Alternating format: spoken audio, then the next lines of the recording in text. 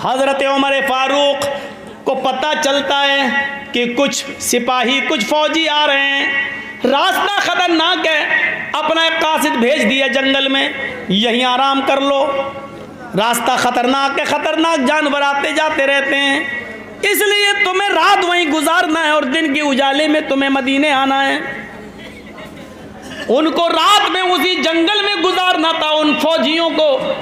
हज़रत उमर अपना घोड़ा उठाते हैं और देखते हैं कि उन फौजियों को कोई तकलीफ़ तो नहीं है, बिस्तर उनके पास है या नहीं, तकिए उनके पास है या नहीं, लेटने के लिए चादरें बिछाने के लिए उनके पास चटाइयाँ हैं या नहीं। हज़रत उमर ये देखने के लिए रात ही में निकल जाते हैं। क्या देखते हैं कि बीच सड़क पर एक औरत लेटी बैठी हुई है और उसकी गोद में एक बच्चा है जो रो रहा है। हज़रत उमर ने घोड़ा रोका और कहा, क्या बात है, ये बच्चा क्यों रो रहा है? उसने कहा भूखा है। चलो इसको दूध पिलाओ, इस बच्चे को दूध पिलाओ, इसको खामोश कराओ और अपने घर जाओ। ये कहकर आगे बढ़ गए।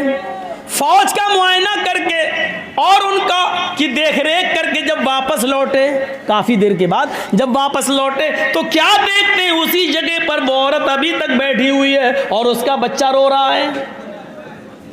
हज़रत उमर घोड़े से उतरे, उस औरत के पास गए और कहा, बड़ी निर्दयी माँ हो, बड़ी बेरहम माँ हो, अभी तक बच्चे को रुला रही हो, तुम्हारी पिस्तानों में क्या दूध नहीं है जो इस बच्चे को पिलाकर खामोश कर सको और अपने घर जा सको?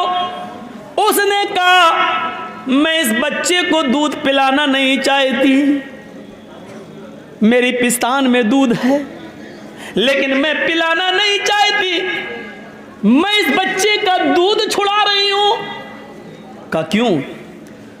उस औरत को मालूम नहीं कि ये उमर है। उस औरत ने कहा, इसलिए मैं इसका दूध छुड़ा रही हूं कि उमर ने, अमीरुल मोमिनीन ने यह ऐलान कर दिया है, जब तक बच्चा अपनी माँ का दूध पिएगा उसको बैतुल माल से वजीफा नहीं मिलेगा, फंड नहीं मिलेगा। जब बच्चा अपनी माँ का दूध छोड़ देगा तो उस बच्चे का राशन मिलना शुरू हो जाएगा। मैं इस बच्चे का दूध छुड़ा रही हूँ ताकि इस बच्चे का भी राशन मुझे मिलने लगे। जो राशन मिलता है वो मेरे घर में काफ़ी नहीं होता। हज़रत उमर फारूक की आंखों में आंसू आ गए, नजरें आसमान पे डाली हो। कहा, उमर तू कितना बड़ा जालिम है, तूने ये कानून क्यों बनाया है कि जब तक बच्चा अपनी माँ का दूध न छोड़ दे तब तक उसको वजीफा नहीं मिलेगा। इस कानून के बाद फिर कोई औरत अपने बच्चे को दूध ही नहीं पिलाएगी। जब माँ का दूध ही नहीं मिलेगा तो बच्चे में माँ की मोहब्बत कैसे पैदा होगी? आपने उसी दिन ये कानून ख़त्म कर दिया। और अपने माँ बाप की नाफरमानी कभी मत करना। लो, माँ बाप का दर्द हमें था, बोल भी रहा था और हदीस भी आ गई, वला तउकन्न वालिदैक व इन अमराकन तखरुज मिन अहलिक व मालिक। अपने माँ बाप की कभी नाफरमानी मत करना। ए भैया अब बैठ जाओ, अब किसी को जो उठे बगल वाला उसको ज़बरदस्ती बिठा दे।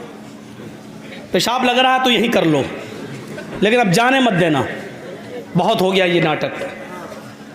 वला तउकन्न वालिदैक व इन अमराकन तखरुज मिन अहलिक व मालिक। अपने माँ बाप की कभी भी नाफरमानी मत करना, चाहे वो तुम्हें अपने घर से निकल जाने का हुक्म ही क्यों ना दे दें और अपने बीवी बच्चों को छोड़ने का हुक्म ही क्यों ना दे दें। बीवी बच्चों को छोड़ने का हुक्म देना छोड़ दो, लेकिन माँ बाप की नाफरमानी मत करना। घर मकान से निकाल दे, भाग, मेरा घर नहीं, तुझे 1 इंच जमीन नहीं दूंगा, निकल भाग। घर बार छोड़ देना, लेकिन माँ बाप की नाफरमानी, ये है माँ बाप का दर्जा। कौन बेटा ये कबूल करेगा?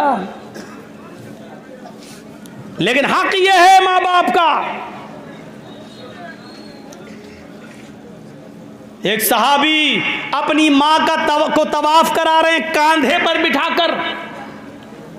हजरत उमर फारूक ने कहा, अलैकल जन्ना, तूने अपनी बूढ़ी माँ को जो पैरों से लंगड़ी है, आंखों से अंधी है, अपने कांधे पर उठाकर खाने काबा का तवाफ कराया, तूने तो जन्नत पा ली, तूने तो जन्नत हासिल कर ली, तू तो जन्नती हो गया।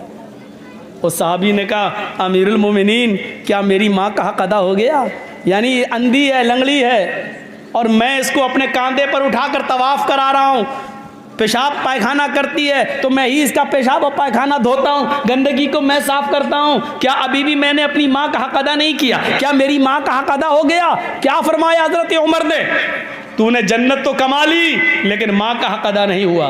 कहा कि अच्छा, फिर माँ का हक अदा कब होगा? हजरत उमर फारूक ने कहा, माँ का हक अदा हो ही नहीं सकता। कहा कि कुछ नहीं, इतना काम मैं कर रहा हूँ, गंदगी, खलासत, नापाकी, पेशाब पायखाना सब मैं धो रहा हूँ और अपनी माँ को कांधे पर बिठाकर तवाफ कर रहा हूँ, क्या अभी भी मेरी माँ का हक अदा नहीं हुआ?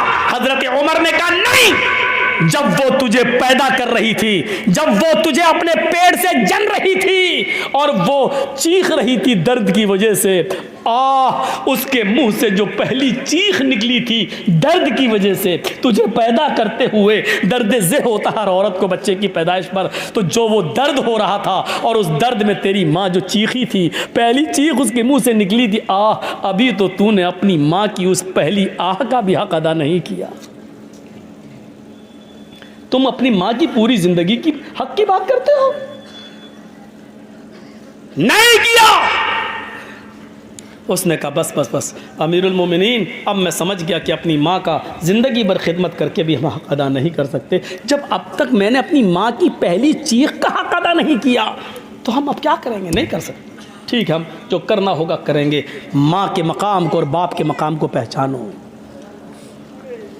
जब मामून रशीद का खिताब आया तो एक बाप एक बेटा दोनों गिरफ्तार कर लिए गए। बेटा का नाम है फजल बरमकी और उसके बाप का नाम है याहिया बरमकी। फजल बरमकी और याहिया बरमकी दोनों को मामून रशीद ने गिरफ्तार करके जेल में डाल दिया। बड़े नेक थे ये दोनों बाप बेटे, लेकिन बाप बूढ़ा था, सर्दियों के दिन थे, बाप को फजर की नमाज़ पढ़ने के लिए उठना था तो ठंडे पानी से वज़ू बनाने में उसको तकलीफ़ होती थी।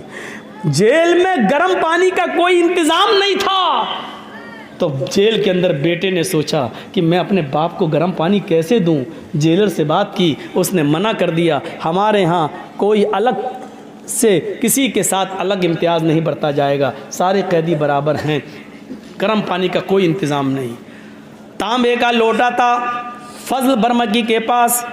इशा की नमाज़ पढ़ने के बाद उस लोटे में फजल बरमकी पानी भर लिया करते थे और अपने बाप को सुला दिया करते थे इशा के बाद। फिर उस पानी के तांबे के लोटे में जो पानी भरा होता था, उस पानी के लोटे को, उस तांबे के लोटे को अपने पेट से लगा लिया करते थे, ताकि पेट की गर्मी से रात भर ये लगा रहेगा तो सुबह तक कुछ तो इस पानी में गर्मी आ जाएगी, थोड़ी ही बहुत सही, कुछ तो गर्मी आ जाएगी। जब फजर की आज़ान की आवाज़ आती थी तब फजल बरमकी उस पेट से गर्म किए हुए पानी को उठाते थे और अपने अब्बू से कहते थे जल्दी से वज़ू बना लो। गौर कीजिए, अपने बाप के लिए वज़ू का पानी, गर्म पानी देने के लिए रात भर वो जागा करते थे कि कदरे गर्म पानी हो जाए, थोड़ा बहुत ही सही, लेकिन मेरे बाप को तकलीफ ना होने पाए। बाप का इस तरीके से उन्होंने हक अदा किया। और सच तो यह है कि इतना कुछ करने के बावजूद भी बाप का हक अदा नहीं हुआ। माँ को पहचानो और बाप को पहचानो। हज़रत इब्राहीम अलैहिस्सलाम जब अपने बेटे इस्माइल से मिलने गए तो वो शिकार खेलने गए थे। इस्माइल की बीवी ने जब दरवाज़ा खोला तो नहीं जानती थी सामने मेरे ससुर हैं, इब्राहीम मेरे शौहर के बाप हैं, वो नहीं जानती थी। पूछा इस्माइल कहाँ गए? कहा वो तो जंगल में गए शिकार खेलने। अच्छा, कब आएंगे? शाम को आएंगे। कहा देखो मैं शाम तक तो इंतज़ार नहीं कर पाऊँगा। अच्छा ये बताओ तुम्हारे घर का गुजर बसर कैसा चल रहा है? कहती बहुत बुरा। का क्यों? का सुबह खा लो तो शाम को भूखा सोते हैं और शाम को खा लो तो सुबह भूखे उठते हैं, हालात ही अच्छे नहीं है घर के। इब्राहीम अलैहिस्सलाम ने कहा ठीक है इस्माइल जब घर पे आ जाएं तो उनसे कह देना कि एक बुज़ुर्ग आदमी आया था और उसने तुम्हें सलाम कहा है और साथ में ये भी कहा है कि तुम्हारे घर की चौखट ठीक नहीं है, चौखट बदल लो। चौखट समझते हैं ना, दरवाजे पे जो चौखट होती है, अपने घर की चौखट बदल लो। इस्माइल अलैहिस्सलाम की बीवी कहती है बुढ़ा सटिया गया, चौखट तो ठीक है, गर्मियों में हवा आती है, सर्दियों में धूप आती है, इससे अच्छी चौखट कहाँ होगी? और बुढ़ा कह रहा है चौखट ख़राब है, चौखट बदल लो। इब्राहीम अलैहिस्सलाम तो चले गए, इस्माइल अलैहिस्सलाम जब शाम को घर पे आए तो पूरी बात बताई बीवी ने। एक बुढ़ा आया था कि अच्छा, क्या उसने तुम्हें सलाम कहा? सलाम कहा? वो समझ गए कि मेरे बाप थे। अच्छा, और क्या कहा? क्या उन्होंने पूछा घर की गुजर बसर कैसी चल रही है? मैंने कह दिया बहुत बुरी। ओह, सुबह खा लो तो शाम को नहीं, शाम को खा लो तो सुबह नहीं। ओह मेरी बीवी, ये तुमने गलत किया। कहा क्या गलत किया? जैसे हालात देख रही हूँ वैसे बता दिया मैंने सोचा शायद बुढ़ा कुछ लाया हो दे देगा। कहा और कुछ कहा हाँ, और कुछ बहकी बहकी बातें कर रहा था, सटिया गया था वो। कहा क्या बहकी बहकी बातें की? कहा उसने बहकी हुई बात ये की, कहने लगा घर की चौखट सही नहीं है, घर की चौखट बदल दो। इस्माइल अलैहिस्सलाम ने हाथ मारा सर पे, कहा मेरी बीवी वो मेरा बाप था, और तुमने ये जो कह दिया कि घर का हाल अच्छा नहीं है, सुबह खा लो तो शाम को नहीं मिलता, शाम को खा लो तो सुबह नहीं, ये तुमने अल्लाह ताला की नाफरमानी की है। तुम्हें ये कहना चाहिए था कि अल्लाह का शुक्र, अल्लाह ने मुझे जिस हाल में रखा है हम हर हाल में खुश हैं, तुम्हें ये कहना चाहिए था, लेकिन तुमने ये जुमले नहीं कहे। इसलिए मेरे बाप ने कहा घर की चौखट ठीक नहीं है, बदल लो। चौखट का मतलब यह है कि तुम्हारी बीवी ठीक नहीं है, उसको तलाक दे दो, और नेक